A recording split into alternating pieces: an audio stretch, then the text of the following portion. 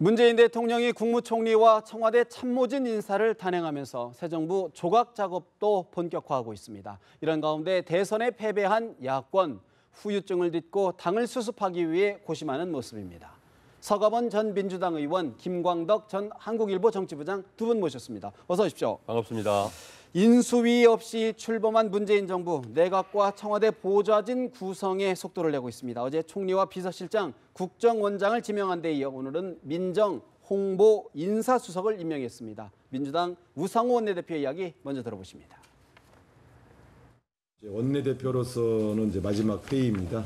첫 번째 인사의 성격을 보면 이낙연, 서훈, 임종석 이렇게 세 명이 대표적인 인물일 텐데 우리 더불어민주당은 집권 여당으로서 인사청문회에서 이분들이 무난히 통과될 수 있도록 최선을 다하겠습니다. 우리 야당에게도 협조를 부탁드리겠습니다.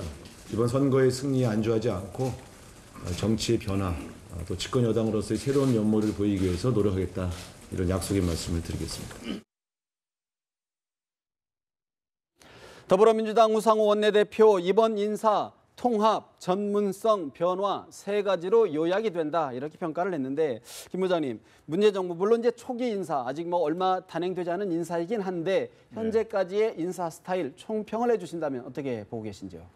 네, 그 여러 가지가 있지만 일단은 개혁, 정권 교체에 맞게 개혁성을 강조하는 이런 그 인사라고 볼 수 있겠습니다. 예를 들어서 청와대 비서실장에 임종석 실장, 그 다음에 민정수석의 조국, 네. 이런 경우는 역시 학생운동권 출신으로서 민주화운동에 이제 앞장섰던 이런 사람들이 이제 개혁을 그리고 강조하는 그런 총리 이낙연 전남지사 총리도 뭐 그런 것도 있지만 이제 그런 개혁을 중시하고 있다는 것. 또 하나는 현재로서는 친문의 핵심에 앞장섰던 사람들은 일단 빠지고, 비록 대부분 당내 인사입니다만은 여기에 지금까지 한 인사는 대부분 당내 인사 또는 선대위 캠프에 있던 사람, 그리고 노무현 정부나 이제 문재인 대통령과 인연이 있던 사람, 이런 사람들 중심이지만 친문 핵심은 빼고 주로 비문으로 이런 사람들이 많이 했기 때문에 내부적인 입장에서의 통합을 중시하는 그런 있고, 그다음에 이제 대부분 이제 이 소통을 좀 중시하는 사람들,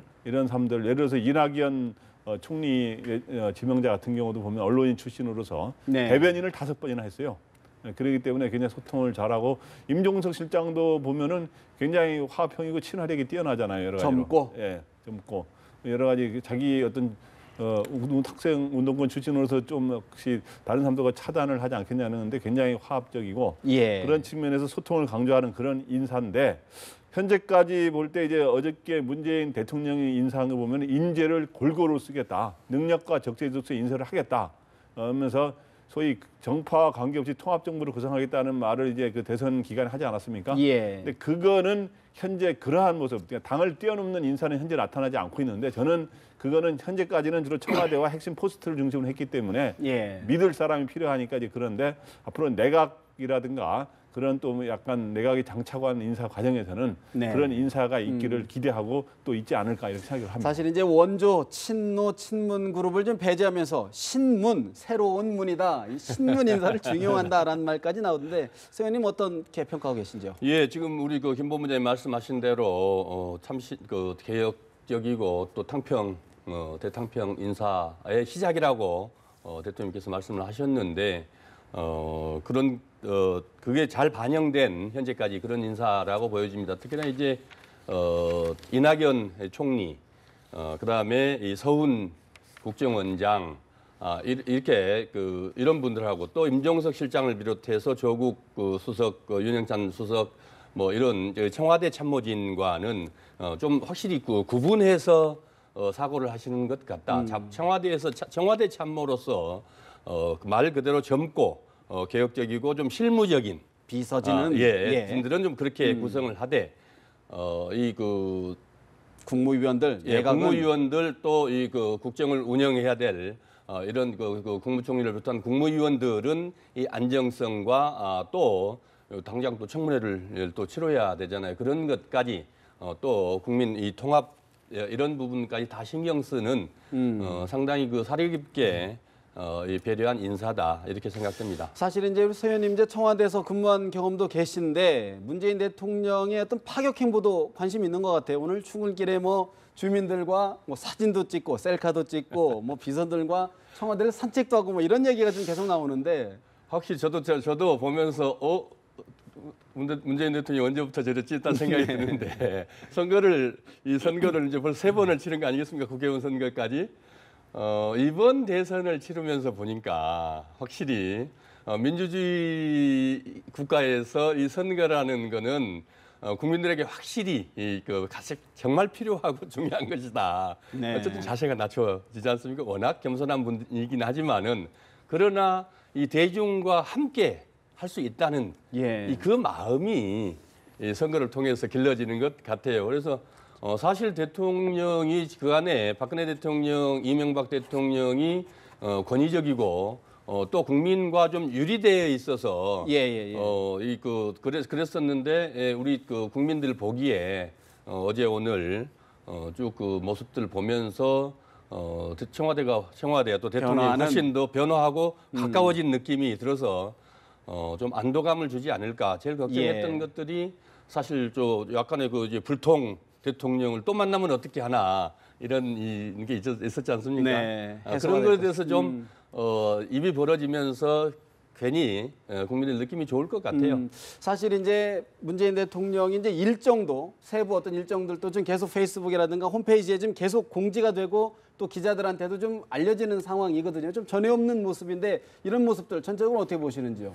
어떠든 문재인 대통령이 어저께 취임한 이후에 이런 여러 가지 파격 그리고 탈권위 행보 이런 것들은 굉장히 긍정적으로 보고 있습니다. 그러니까 아까도 이야기했지만 오늘도 방탄 차량에서 바로 집 앞에 내려가지고 주민들한테 불편하셨죠라고 말을 하면서 셀카도 같이 찍고 이런 거는데 근데 이제 원래 이런 탈권위는 원래 노무현 전 대통령이 굉장히 이거에 앞장섰던 거고 사실 문재인 대통령은 좀 점잖은 스타일이었잖아요. 그렇습니다. 근데 문재인 대통령이 이번에 아까 말했지만 잘 표현하셨는데 선거 과정을 거치면서 점점 더 그러한 탈권위 이런 행보가 더 깊어지는 것 같고 그다음에 아까 일정 공개 같은 것도 보면은 과거의 청와대 일정이나 이런 것들은 청와대 이 내부의 사람들이라든가 청와대 출입 기자들에게만 여러 가지 경호와 안전이라는 걸 이유로 비교적 공개가 안 되고 그랬었는데 지금은 이런 예를 들어서 경호 목적상 청와대 바깥에 어떤 행사에 간다든가 이런 거는 지금도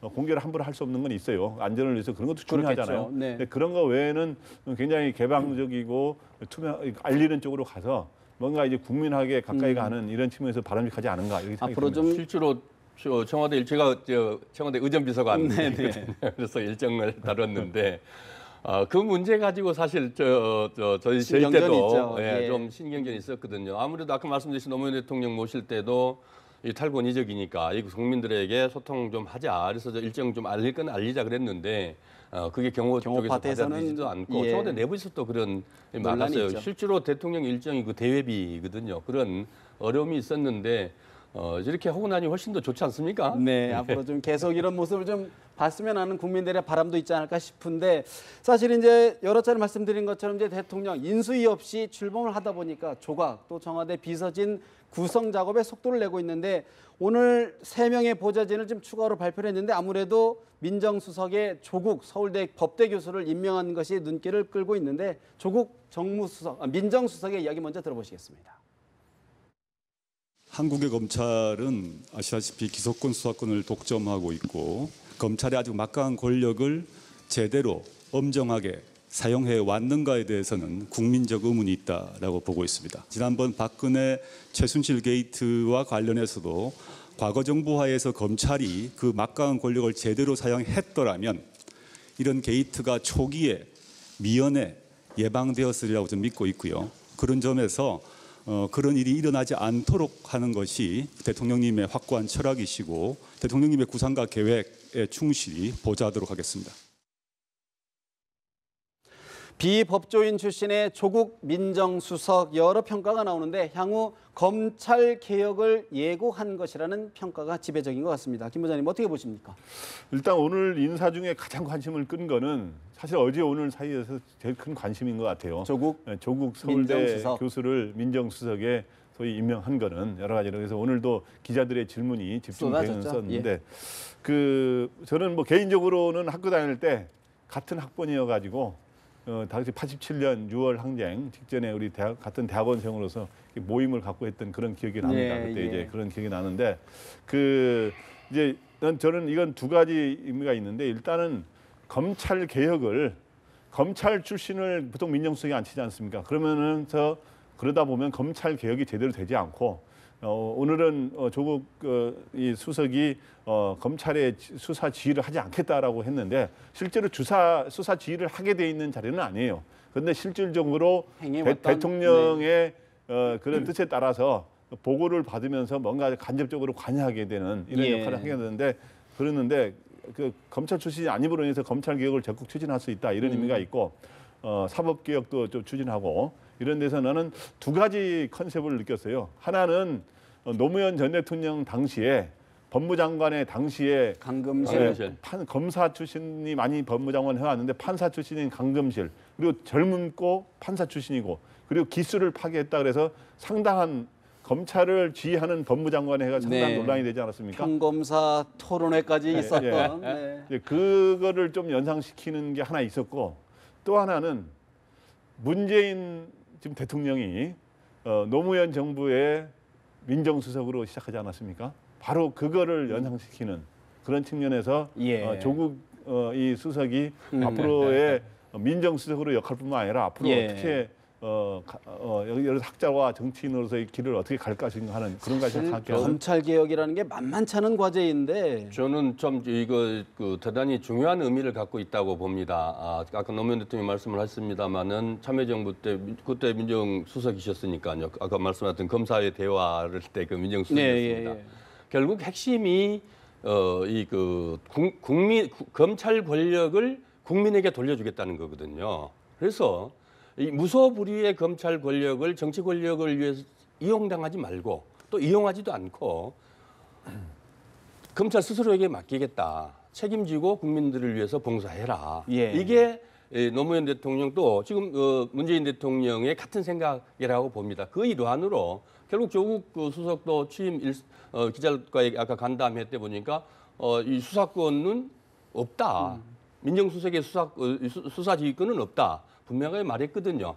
그러면 뭐냐? 결국 이 고위공직자 비리수사처, 고비처죠. 본인이 그 참여연대 사법감시센터 때 제안했던 거 아니겠습니까? 참여정부 때 결국은 못했죠. 이번에 거기에 지금 방점이 있다 이렇게 보여지고 나머지 부분들은 이제 일상적 민정수석의 업무들과 함께 그렇게 그렇게 어려움 없이 진행될 수 있다. 교수로서의 의견을 제시했던 거와 실제 어떤 책임자, 실무자 어떤 거를 직접 추진을 해야 되는 관료로서의 또 역할은 좀 다를 수도 있을 것 같은데. 실제로 이거는 참여정부 때 오랜 기간 동안 어마어마하게 그 논의를 많이 했고 또 안을 충분히 검토해서 안까지 성안이 됐고 또 그게 와서 정치권에 들어와서 국회에서 이 여야 간에 얼마나 논란이 많았습니까? 그리고 국민들 간에 또 언론들, 또 전문가들 이 필요나 또는 당위성이나 또 이 안에 대한 검증들은 이미 충분히 다 돼 있다고 생각하거든요. 지난번에 이제 우리 최순실 박근혜 국정농단을 기점으로 해서 우리 국민들도 필요성이 인정됐다고 지금 보는 거 아니겠습니까? 또 언론에서도 다 그렇게 인정을 했고 심지어는 정치권 지금 바른정당이나 또는 자유한국당의 새누리당의 의원들조차도 필요성을 인정을 했거든요. 그런 점들을 비춰볼 때 이제는 국민을 위해서 필요하다. 또 반드시 이 검찰개혁이 이루어져야 된다. 오늘 이런 생각이 됩니다. 김수남 검찰총장이 이제 임기 소임을 마쳤다라면 이제 사의를 표명을 했는데 김 부장님 더 탄력을 받는 계기가 될까요? 어떻게 보십니까? 네, 김수남 검찰총장이 마침 오늘 조국 민정수석 임명과 함께 이제 임명을 직후에 네. 사표를 냈습니다. 그래서 그거와 직간접적으로는 관련이 있을 수도 있지 않은가 하는 언론인으로서 추측을 하는데 조국 이 민정수석을 임명하는 걸 보면서 아 검찰 개혁을 강하게 하게 되는구나. 그러면 어차피 김 총장 검찰총장은 과거 정권에서 임명되지 않았습니까? 예. 그러면은 그러한 세술은 세부대 이 분위기를 해야 되는데 그게 안 맞지 않겠느냐라는 판단을 했을 수 있고 또 하나는 오늘 이 조국 민정수석이 임명됐을 때 기자들이 질문을 했습니다. 검찰총장 임기는 어떻게 되느냐. 그래서 그것은 내가 말할 사안이 아니다라고 해서 보통 2년 임기가 있기 때문에 올해 연말 가까이까지 할 수 있는 거 아닙니까? 그러면 임기가 있지 않습니까?라고 만약에 말을 했으면 어떻게 될지 모르겠는데 그런 것들도 의식했는지 모르겠습니다. 어쨌든 사표를 냈기 때문에 새로운 검찰총장이 결국에는 지명이 될 것이고 그러다 보면 이 청와대에서도 이제 검찰 개혁에 강한 의지를 갖고 있기 때문에 검찰 개혁 작업이 굉장히 빠른 속도로 이루어지지 않게 하는데 아까 그중에 핵심이 고위공직자 비리 수사처, 소위 공수처라고도 하고 고비처라고 하는데 그거는 입법 사항이기 때문에 청와대에서 생각을 갖고 있더라도 이제 그렇습니다. 또 여야의 합의를 과정을 하는 과정에서 또 검찰 위에 옥상옥 아니냐라는 또 반론도 있으니까 그런 것들은 그 논의 과정에서 어떤 변형을 거칠지 실제로 잘 될지 그거는 좀 봐야 될 것 같습니다. 사실 이제 검찰 개혁의 적임자가 누구일지를 좀 봐야 될 그런 부분인 것 같고요. 또 하나 좀 짚어봐야 될 부분이 이제 언론 등에서 많이 함화평에 올랐던 인물이 이제 양정철 전 청와대 홍보기획비서관인데 총무비서관으로 임명이 될 것이라는 함화평이 많았어요. 서 의원님. 사실 이제 결국 이제 이름에 오르지는 못했는데 어떤 의미, 어떤 포석으로 보시는지요? 실제로 그러니까 이른바 삼철 이렇게 해서 뭐 이렇게 이호철 후보 시절부터 뭐 이렇게 거론되던 분들 아니겠습니까? 그만큼 가까이에서 오늘날 문재인 대통령이 있게 한 그 공들이 또 그만큼 그 땀과 그 눈물들을 많이 흘린 분들이고 또 역량들도 출중한 사람들입니다. 그러나 이제 우리 국민들이 지난 그 박근혜 대통령의 국정농단 사건들을 보면서 이른바 문고리, 문고리 3인방에서 문고리 권력이 갖고 있는 부정적 의미들 그런 것들에 대한 그 우려겠죠. 충분히 대통령께서도 그 어렵게 고민하고 숙고하고 또 그러면서 본인들의 의견, 본인들도 그런 이호철 수석은 지금 그 미국 나갔다는 거 아니겠습니까? 그만큼 본인들 뜻이 반영되고 또 존중되는 또 이 그 국정 운영에 조금 더 누가 되지 않겠다는 그런 생각 아니었겠나 싶습니다. 여러 가지 시대적 상황과 흐름에 따라서 제일 열심히 일하고 동을 또 세우는 사람들이 또 그만큼 또 자리로서는 보장을 못 받는 경우도 꽤 많이 있어요. 역사에 보면은. 근데 어쨌든 저도 이 노무현 정부를 취재했던 한 사람으로서 그리고 그 최근의 대선 과정을 취재하면서 보면은 이 소위 삼철이라고 하는 분들 양정철 그다음에 전해철 의원 그다음에 이제 이호철 씨 이런 사람들이 지금 문재인 대통령 만들기에 진짜 그 최고 공신이라고 하는 거는 사실이에요. 어떻든 많이 도왔고 사실인데 그러나 이제 정치적 반대 세력으로부터 야당이라든가 문재인 대통령을 지지하지 않았던 쪽에서는 이 삼철에 대한 문제를 또 많이 제기한 건 사실이기 때문에 어떻든 이호철 씨 같은 경우는 지금 당장 이런 공직을 맡지 않고 이제 외국 자리를 비우는 이런 모습인데 지금 양정철 비서관 같은 경우는 이미 비서관까지 지냈기 때문에 뭐 여러 가지로 연배라든가 이런 거를 볼 때 하게 되면 수석급이거든요. 그래서 차후 수석급 인사에서 저는 기용될 수도 있다고. 실제로 문 대통령이 많이 도움을 받아왔기 때문에 그 연장선에서 지금 같이 오히려 나는 그 비선이 문제가 되지 않았습니까? 박근혜 전 대통령은 비선 실세, 능력도 안 되는 사람이 비선 실세가 돼서 문제가 됐는데 지금 미국의 트럼프 대통령 같은 경우는 자기 지금 딸까지 지금 직접 백악관에 나오게 해서 사위 하는데 그래서 양정철 전 비서관 같은 경우는 실제로 그런 측면에서 수석급 그런 자리를 맡을 수도 있고 아니면 당분간 자리를 비우는 방법도 있고도 저는 여러 갈래가 인사 구성이 있을지 국민들의 눈높이 평가가 또 인사는 이제 시작이거든요. 그래서 그 적재적소 또 적재적소가 인사의 기본 원칙 아니겠습니까? 그러다 보면은 그분들의 그 가지고 있는 능력이나 역할들이 또 쓰일 수 있을 겁니다. 사실 이제 문재인 정부, 문재인 대통령 취임과 동시에 강조했던 부분이 또 협치, 통합 이 부분인데 임종석 비서실장 오늘 국회와 사당을 방문을 했습니다. 먼저 정세균 의장, 임종석 실장의 이야기를 좀 들어보실까요? 어느 당이나 진영이나 이런 걸 뛰어넘어서 이 대한민국의 승리를 위해서 우리가 헌신해야 될 때라고 생각하는데 거기에 최적임자가 잘 갔다 이렇게 생각하니까 옛날에 하던 것보다 더 열심히 잘 해주기 바랍니다. 대통령께서 취임 선서를 국회에서 하고 또 야당 당 대표실들을 다 방문하시고 한데 굉장히 의미 있는 메시지라고 생각합니다. 모시는 저희들이 국회와 소통 창구를 좀 충실하게 하겠습니다. 잘 좀 지도해 주십시오.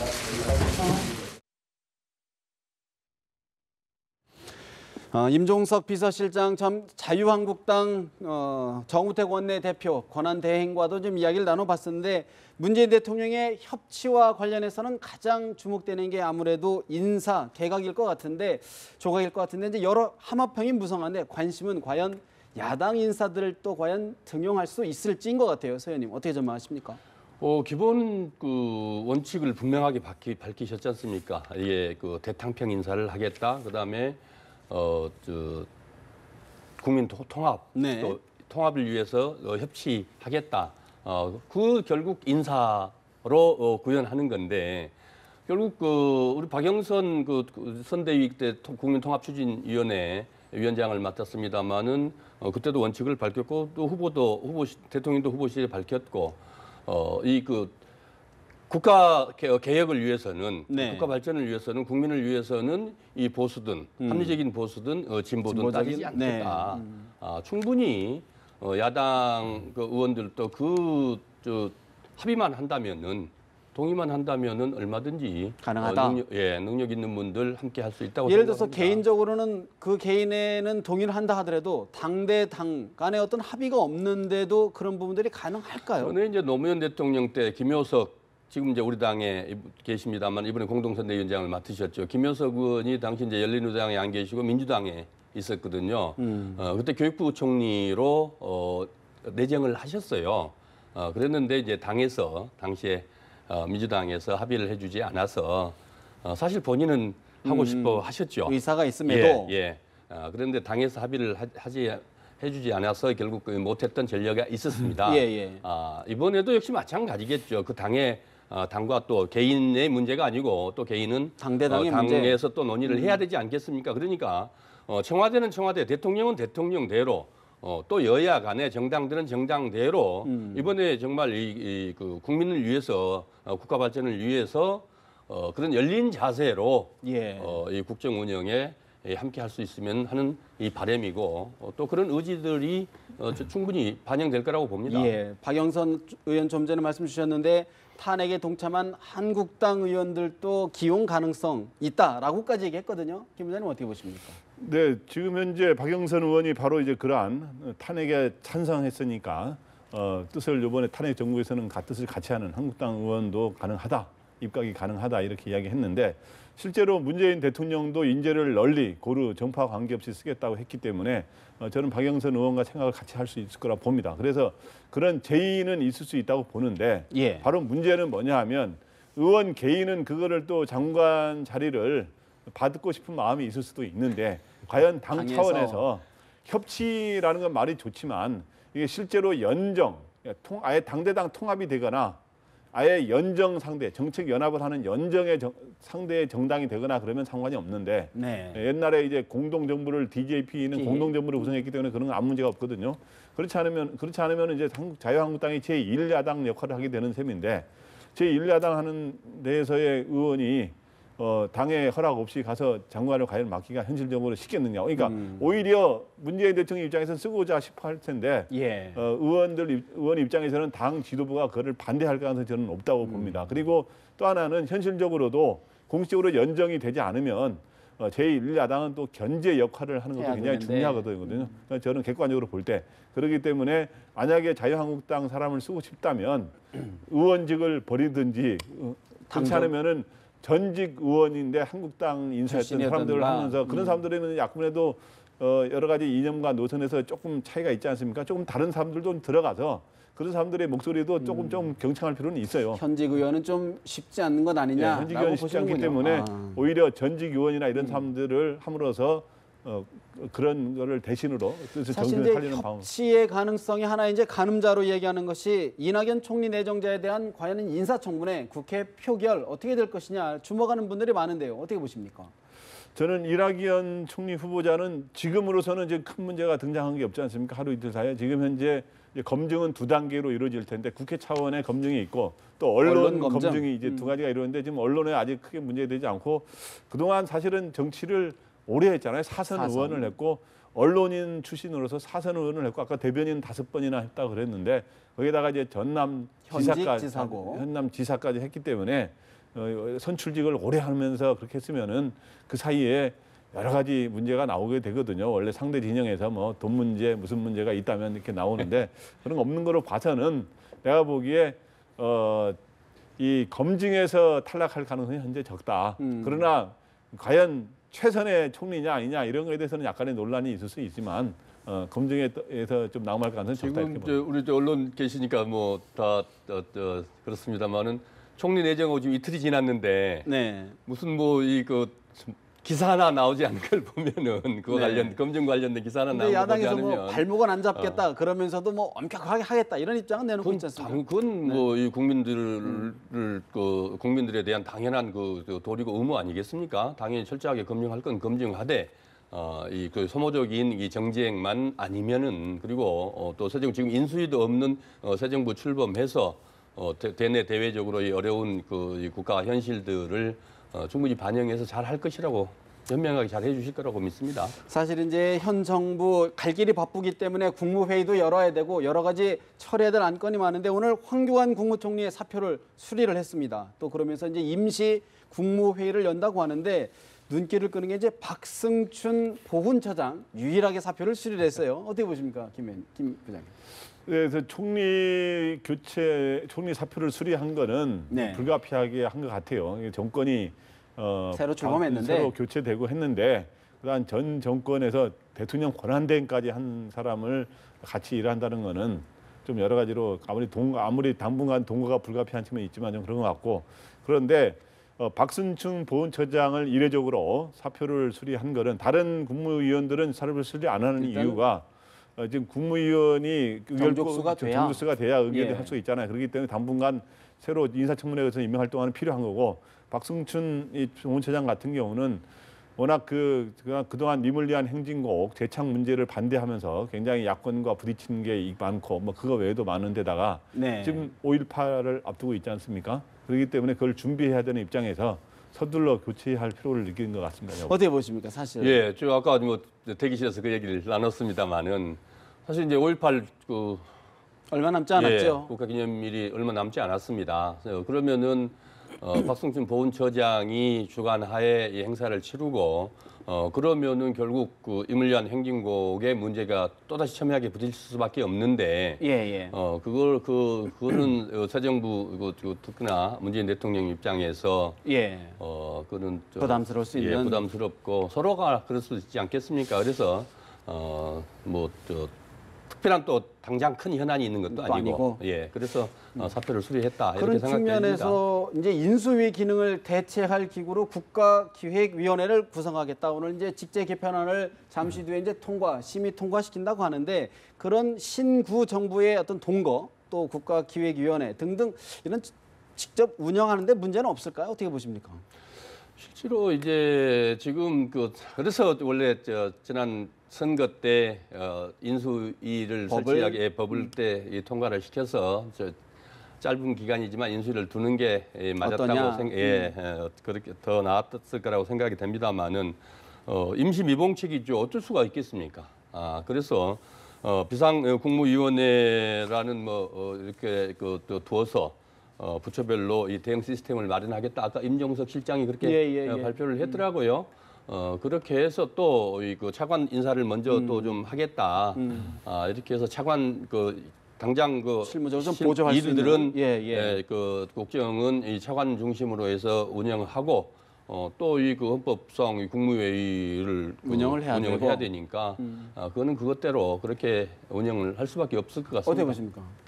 네, 그래서 원래는 인수위가 있으면 대통령 당선이 12월 보통 과거 같으면은 19일, 18일 대선을 두 달여 치르고 정도. 2월 25일 사이 2달 이상 이게 준비할 시간이 있고 인수위가 그걸 다 준비를 하는데 또 인사도 그 과정에 인사 작업도 다 하고. 근데 지금은 특수한 대통령 권리 상태에서 치러진 선거이기 때문에 지금 인수위를 대신할 기구가 필요하거든요. 예. 그러면서 또 현재 이 과거 정부의 장관들하고 동거하는 체제가 되지 않습니까? 당분간은. 예. 왜냐하면 새 총리가 또 장관 후보를 제청을 해가지고 임명하는 절차를 거쳐야 되는 데다가 그런 데다가 또 국회에서 장관 청문회까지 하고 나중에 임명하려다 보면 시간이 진짜 한 달, 2달 언제 걸릴지 몰라요. 그렇기 때문에 그런 거를 국가기획위원회가 그러한 과도 체제에서 네. 릴리프 역할을 불가피한 선택 잘할 수 있는 아닌가? 불가피한 선택 아닌가. 사실 이제 하나를 좀 더 짚어봐야 될 부분이 이제 여러 가지 과제가 있지만 지금 외교, 안보 참 여러 가지 위중하고 좀 긴박한 상황인데 김 부장님 어제 트럼프 대통령과 통화하고 오늘은 시진핑 중국 주석, 아베 신유 일본 총리하고도 잇따라 지금 정상 외교 전화 통화를 하고 있거든요. 어떻게 평가하십니까? 네, 그래서 전화 통화를 신속하게 하고 있는 거는 굉장히 좋은 현상이라고 봅니다. 지금 현재 이 한반도를 둘러싼 동북아 정세가 굉장히 요동쳐오지 그렇죠. 않았습니까? 특히 북핵 문제라든가 북한의 미사일 발사라든가 이런 문제를 어떻게 해결하느냐. 또 그리고 사드 문제를 갖고 한국과 그다음 미국, 중국 사이에 여러 가지 미묘한 이 관계 이런 걸 어떻게 풀어가느냐 이런 것들이 현안들이 있었는데 그동안은 이 박근혜 전 대통령 탄핵 정국 속에서 아무 정부가 큰 역할을 못했거든요. 예. 그렇기 때문에 새 정부가 들어서서 어떻게 풀어갈까 했는데 지금 우리나라를 주변 3국 가장 중요한 3국과 미중일 미중일과 전화 통화를 잘 이루었고 그리고 그것도 순서도 우리가 미중일이네요. 예. 예. 미중일 순으로. 역시 한미 동맹이 우리의 이게 기본적으로 외교 안보의 근간 아닙니까? 그래서 한미 동맹인 미국과 먼저 통화를 30분간 하면서 한미 동맹의 중요성을 재확인했고 그 다음에 이제 일본하고 중국하고 어디를 먼저 하느냐 하는 거는 좀 경우에 따라 판단을 달리할 수 있는데 어쨌든 두 번째 G2 국가인 중국하고 네. 시진핑 주석하고 통화했는데 시진핑 주석도 굉장히 예의를 갖추면서 이야기했는데 시진핑 주석한테는 이 하고에서 사드 문제를 이야기하면서 예. 사드 문제와 관련 중국이 우리나라 기업에 대한 제재 이런 거를 풀어달라 이런 것들도 문재인 대통령이 떳떳하게 요구를 하는 예. 주문을 하는 그런 게 있었고 그다음에 좀 전에 이제 아베 총리와도 통화를 했는데 아베 총리와 과거 문제를 잘 풀어가면서 미래를 향해 나가자 이렇게 하면서 위안부 이 합의 협상을 어떻게 할 할 거냐도 것이냐. 가볍게 이제 논의를 한 거로 알고 있습니다. 사실 이제 그렇게 좋은 덕담, 취임 축하 인사는 좋은데 이제 실무 협상, 뭐 사드 비용이라든가 위안부 협의 문제라든가 이런 게 현안이 많아요. 현안이 굉장히 많은데 어떻게 보십니까? 어떻게 풀어가야 아까 김 부장님 말씀대로 네. 사실 그 선거 기간 내내 문재인 대통령에 대한 가장 그 걱정이 사실은 그 안보 문제였지 네. 않습니까? 어제 오늘 계속해서 트럼프 시진핑 아베 우리 한국과 관련된 이 가장 중요한 이 정상들과 통화를 해서 국민들에게 그 불안은 일차적으로 종식시켰다.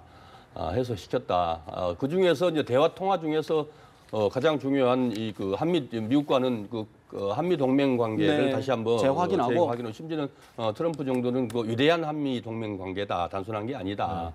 이렇게까지 그 확인을 했고 정상회담 제의를 했지 않습니까? 예. 그러면서 서로 우리 그 문재인 대통령께서는 특사를 보내겠다. 저쪽에서도 특사를 보내서 박근혜 서로 정부에서는 하나하나 중국의 특사를 먼저 보내서 좀 논란이 있었죠.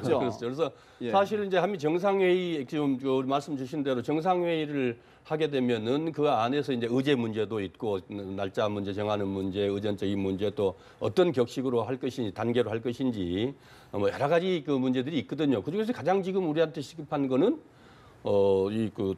의제들 아니겠습니까? 예. 이런 것들을 이제 사드, 더군다나 사드 북핵. 뭐 10억 불까지 지불해라.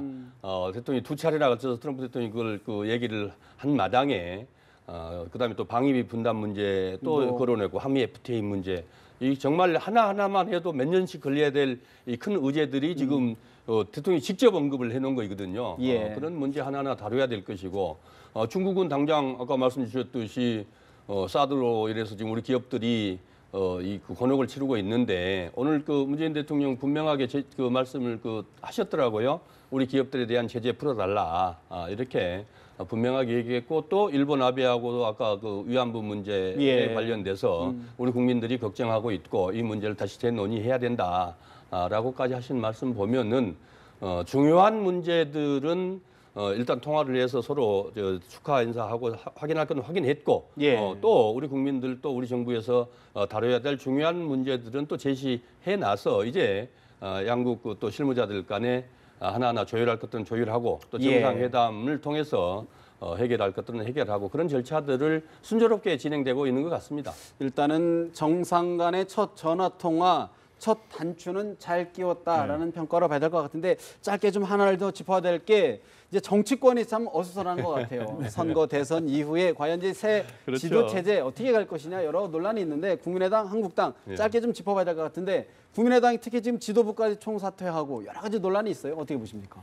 예, 국민의당 이제 지도부가 사퇴하는 거는 우리나라 역대 대선에서 크게 패배하면은 보통 사퇴하는 게 관례니까 불가피한 측면이 있는 것 같고요. 그 사람들이 얼마나 잘못한 거는 떠나서 그러면 새로운 지도부를 선출하는데 저는 안철수 전 대표는 전 대표 안철수 후보를 그렇죠. 이제 지금은 전 후보라 그래야 되나요? 안철수 후보는 이제 실제로 의원직도 당권 사퇴하고. 도전까지는 네. 하지 않을 것 같은데 어저께 본인이 이런 타에서 물러나지 않고 앞으로 미래와 변화를 위해서 내 역할을 할 거다. 이러면서 재충전의 시간을 갖겠다 해서 본인이 역할을 당내에서 충분히 하겠다고 하는 걸 분명히 밝혔어요. 그래서 당권에 직접 도전은 안 하지만 네. 그런 역할을 하게 될 것이고 그다음에 자유한국당도 네네. 자유한국당은 어떻게 전망하십니까? 자유한국당 같은 경우는 일단은 지금 현재 비대위 체제지 않습니까? 그렇기 때문에 새로 대표를 뽑는 전당대회를 4달 정도 6월이나 늦어도 7월까지는 치르는데 홍준표 후보가 도전할 가능성도 있고 안 할 수도 있는데 그런데 정우택 지금 원내대표가 홍준표 후보는 원래 출마하지 않을 거로 본다 하면서 조금 견제하죠. 네. 다른 이야기를 하고 있더라고요 보니까. 어떻게 보십니까? 홍준표 후보 전 경남지사. 자유한국당 당장 뭐 예사롭지 않는 뭐 선거 끝에 예사롭지 않은 말을 했지 않습니까? 새로운 성전이 열린다. 대선은 끝이 아니라 출발점이다. 정말 이 홍준표 전 지사 네. 다운 이 말씀이시죠. 분명하게 자기 의지를 표명했다고 생각합니다. 당분간 좀 미국에 가 있겠지만은 네. 세상이 부를 때 온다는 거 아니겠습니까? 좀 기다려봐야 될 것이다. 자유한국당 친박 의원들의 징계 해제, 바른정당 탈당파 의원들의 복당 문제도 현안으로 잠복했는 것 같습니다. 오늘 말씀 여기서 줄여야 될 것 같습니다. 지금까지 김광덕 전 한국일보 정치부장, 서가번 전 민주당 의원 두 분과 정치 현안 짚어드렸습니다. 말씀 잘 들었습니다. 감사합니다.